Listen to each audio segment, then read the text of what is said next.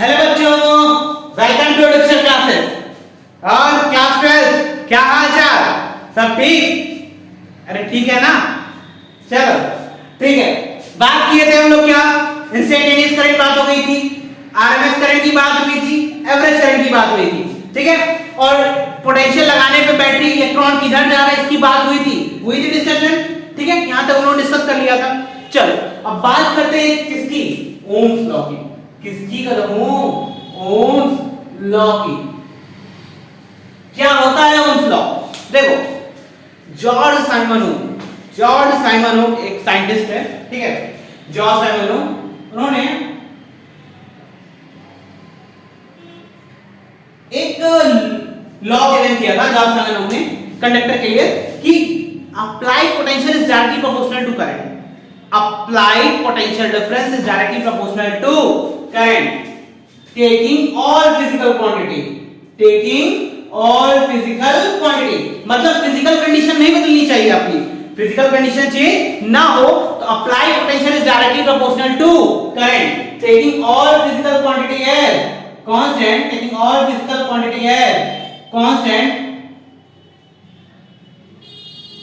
Constant applied potential difference is directly proportional to current अरे होगा, बोलो, डायरेक्टली प्रोपोर्शनल टू करंट। तो देखो क्या होगा? V is directly proportional to I होगा। अरे बोलो, V is directly proportional to I। Proportionality हटेगा, क्या आएगा?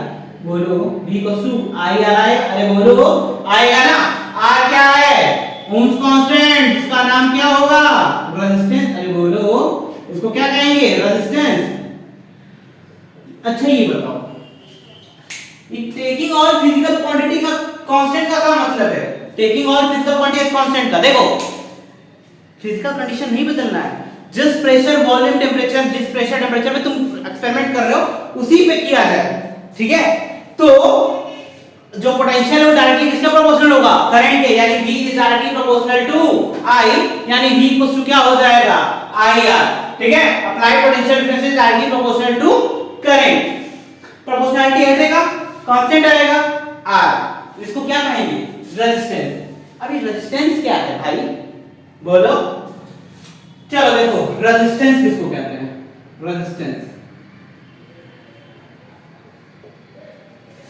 रेजिस्टेंस किसको कहते हैं? आप लोग की भाषा में पहले बता दीजिए। चलो, टू प्रोड्यूस ऑब्स्टेकल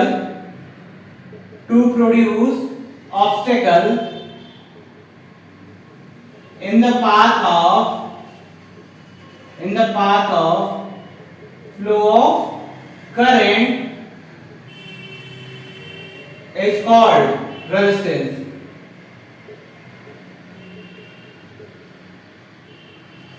ठीक है, to produce obstacle in the path of flow of current is called resistance.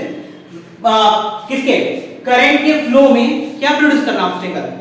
कैसा ऑब्स्टेकल? चलो देखो, जैसे तुम सब लोग फ्री इलेक्ट्रॉन हो ना, कहीं भी जाने के लिए तैयार। चलो कहीं भी फ्री इलेक्ट्रॉन जाने के लिए तैयार। तो तुम लोग जाते हो, मान लो रोड पे ट्रेवल करने निकले, घूमने निकले बाइक लेके, ठीक। अचानक से बीच में ट्रैफिक लग जाए। ट्रैफिक तुम्हारे लिए क्या होगा? ऑब्स्टेकल होगा। तुम्हारे करंट के फ्लो, तुम्हारे मोशन को क्या कर रहा होगा? वो रेजिस्ट कर रहा होगा ना, रोकने की कोशिश कर रहा होगा। वही क्या है? रेजिस्टेंस होगा। अरे बोलो, to produce obstacle, current flow, electron जा रहा है, ठीक है। जैसे तुम लोग जा रहे हो, रोड पे जा रहे हो, अचानक से ट्रैफिक लगी पड़ी है। ट्रैफिक लगी है तो ट्रैफिक तुम्हारे लिए क्या हो गया? ऑब्स्टेकल हुआ ना। तुम्हारे मोशन को क्या किया? रेजिस्ट किया ना। स्लो डाउन करेगा, मे बी रोक देगा, कुछ भी कर सकता है, ठीक है। तो to produce obstacle in the path of flow current, that is called resistance होगा। अब देखो, रेजिस्टेंस को किससे रिप्रेजेंट करते हैं भाई? R से करते हैं ना। और इसकी यूनिट क्या होगी? ओम होगी। बोलो, नोट करो, ओम को इससे रिप्रेजेंट करते हैं, ओमेगा से करो, जल्दी करो।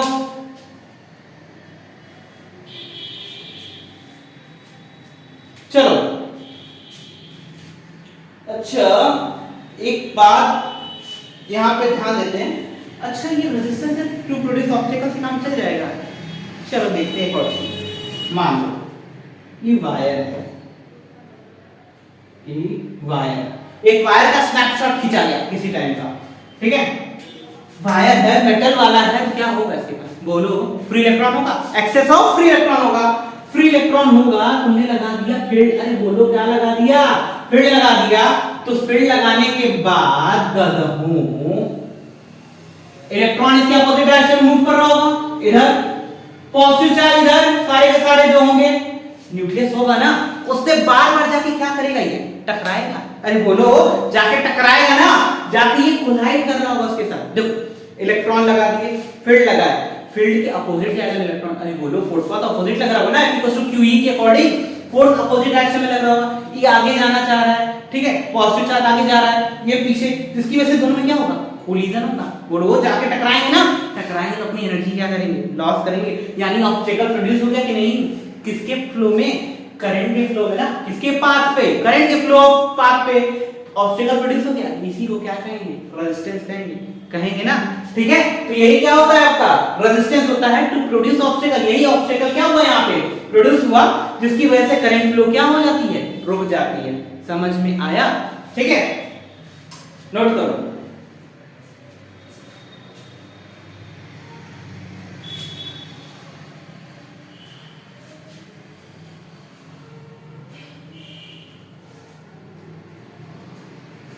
चलो इरेज करते हैं।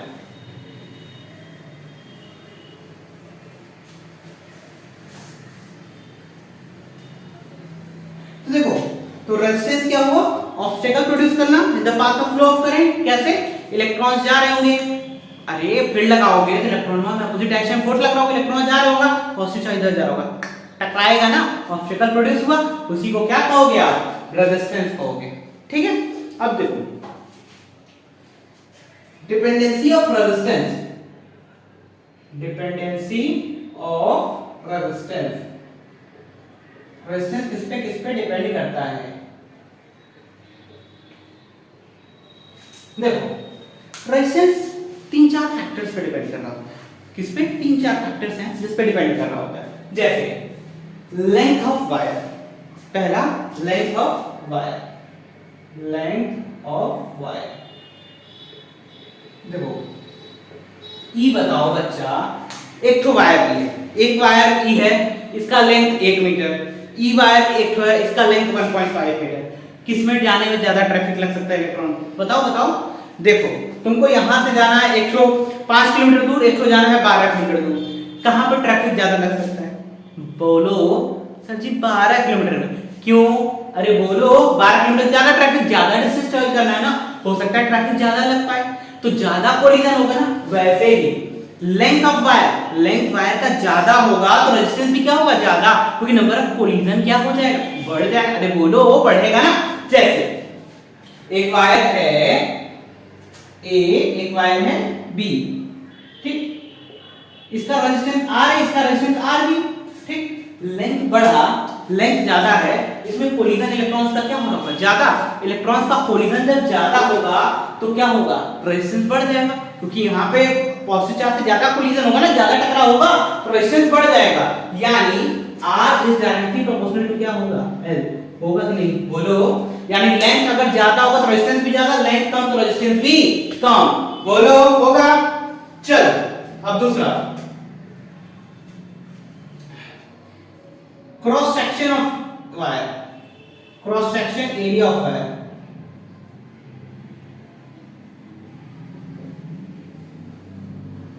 देखो cross section area of wire, देखो ज्यादा क्रॉस सेक्शन होगा तो जाना आसान होगा कि टफ होगा? क्रॉस सेक्शन कहते हैं किसको है? ये देखो, ये जो वायर का ये वाला पोर्शन वही क्या होगा? Cross section. ये क्या है? क्रॉस सेक्शन है। इससे ज्यादा इलेक्ट्रॉन जाएगा, ठीक है, ये ज्यादा होगा तो रेजिस्टेंस ज्यादा होगा कि कम होगा? ये ज्यादा तो रेजिस्टेंस कम, और ये कम तो रेजिस्टेंस ज्यादा। कैसे? देखो मान लो तुम्हारे घर में एक डोर है, तुम सब लोग फ्री इलेक्ट्रॉन एक ही रूम में बंद थे ना, ठीक है। अब देखो एक डोर का एक पोर्शन मैंने खोला तो जाना आसान होगा कि दोनों पोर्शन खोला जाए तब जाना आसान होगा? बोलो एक पोर्शन खुलेगा तब ना जाना आसान है, तो जब एक पोर्शन खुलेगा तो होगा क्या? बोलो एक पोर्शन खुलेगा तो धक्का मुक्की फ्री इलेक्ट्रॉन वाले जाओगे सब, ठीक है। दोनों खुलेगा तो क्या होगा, थोड़ा आसान होगा जाना। तो यानी कि क्रॉस सेक्शन एरिया अगर बढ़ेगा तो रेजिस्टेंस घटेगा कि नहीं, बोलो। एक तो बढ़ेगा तो दूसरा क्या हो जाएगा, घट जाएगा। यानी एरिया बढ़ा रेजिस्टेंस घटा, एरिया घटा रेजिस्टेंस बढ़ा, बोलो होगा ना। तो ये दो पोर्शन हो गए, एक लेंथ ऑफ वायर, दूसरा क्रॉस सेक्शन ऑफ वायर। तीसरा देखते हैं टेम्परेचर।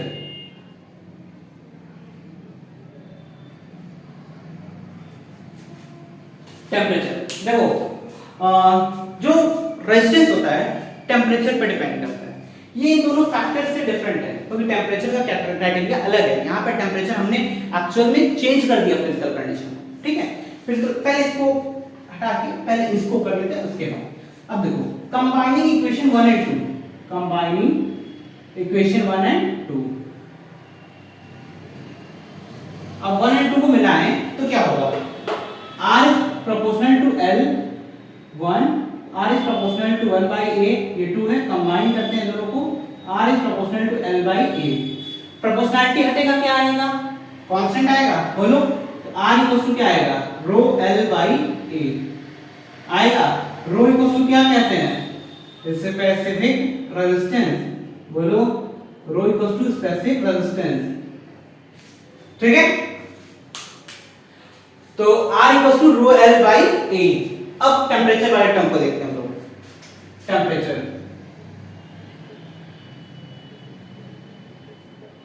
देखो, रेजिस्टेंस जो है ना टेम्परेचर वाले टर्म पे भी डिपेंड करता है। जैसे टेम्परेचर बढ़ेगा, टेम्परेचर बढ़ा यानी थर्मल एनर्जी मिली तो नंबर ऑफ फ्री इलेक्ट्रॉन बढ़ेंगे, थर्मल एजिटेशन होगा, यानी वहां पे सब इलेक्ट्रॉन एक भागना शुरू करेंगे, एक साथ भागेंगे क्योंकि एनर्जी मिली है ना भाई। एनर्जी मिली है तो सब क्या करेंगे, भागेंगे। जब भागेंगे तो क्या करेंगे, कोलाइड होगा, कोलिजन होगा आपस में। जब कोलिजन होगा तो रेजिस्टेंस क्या होगा, बढ़ेगा कि घटेगा, बढ़ेगा ना। यानी नंबर ऑफ कोलिजन ज्यादा हो तो रेजिस्टेंस बढ़ जाएगा।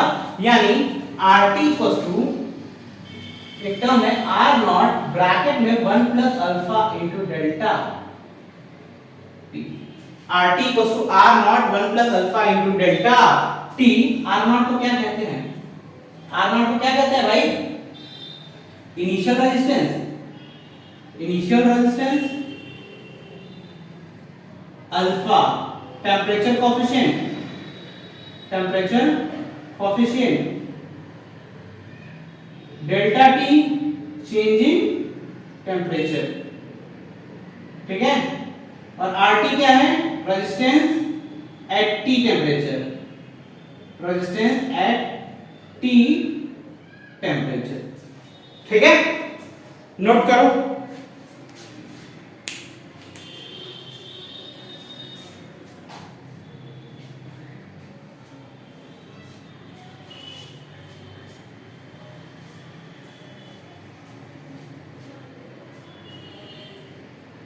सो जो रेजिस्टेंस है इन फॉलोइंग फैक्टर्स पे डिपेंड कर रहा होता है, ठीक है। लेंथ ज्यादा होगी तो रेजिस्टेंस ज्यादा होगा, एरिया क्रॉस सेक्शन का कम हुआ तो रेजिस्टेंस बढ़ा, एरिया घटा रेजिस्टेंस क्या हो जाएगा, बढ़ जाएगा। अरे बोलो बढ़ेगा ना। फिर ये तो अलग टर्म था, ये फिजिकल उस पे डिपेंड नहीं कर रहा था, फिजिकल प्रॉपर्टी चेंज की गई थी कंडीशन को।